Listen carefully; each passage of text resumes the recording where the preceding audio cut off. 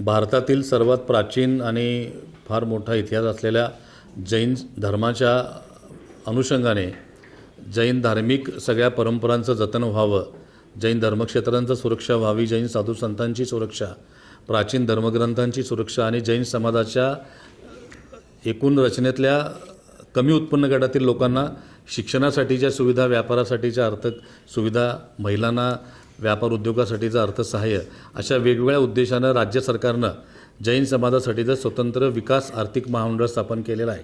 त्याची कोल्हापूर जिल्ह्यासाठीची आढावा बैठक आज या ठिकाणी संपन्न झाली, ज्याला जिल्हाधिकारी, मुख्य कार्यकारी अधिकारी, जिल्हा परिषद व सर्व अन्य अधिकारी विभागांचे उपस्थित होते। यामध्ये एकूणच जिल्ह्यामध्ये जैन समाजाच्या सध्या असलेल्या स्थितीचा, तीर्थक्षेत्रांच्या वेगवेगळ्या योजनांचा आढावा घेण्यात आला। समाजासाठी काय गोष्टींची आवश्यकता आहे, विद्यार्थ्यांच्या शिक्षणासाठी कोणत्या गोष्टींची आवश्यकता आहे, या विविध विषयांचा आढावा घेऊन कोल्हापूर जिल्ह्यामध्ये जैन समाजाच्या विद्यार्थी-विद्यार्थिनींच्या शिक्षणासाठी, विशेषतः उच्च शिक्षणासाठी स्वतंत्र वसतिगृह महामंडळामार्फत उभारायचा निर्णय घेण्यात आलेला आहे। त्याची आज यामध्ये बैठकीमध्ये माहिती देण्यात आली।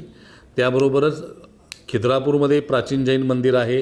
कोल्हापूर जिल्ह्यातल्या सर्व जैन मंदिरांचा एकत्रित आढावा घेऊन बाहुबली, कुंभोजगिरी या तीर्थक्षेत्रांचा एकत्रित मास्टर प्लॅन करून विकास करायचा आणि या जी काही छोटी प्राचीन मंदिरं आहेत, नांदणीमध्ये एक फार मोठा जुना मठ आहे, अशा सगळ्या तीर्थक्षेत्रांचा आध्यात्मिक पर्यटनाच्या दृष्टिकोनातून विकास करण्यासाठीचा मास्टर प्लॅन बनवण्याचा निर्णयसुद्धा आजच्या बैठकीत घेण्यात आलेला आहे।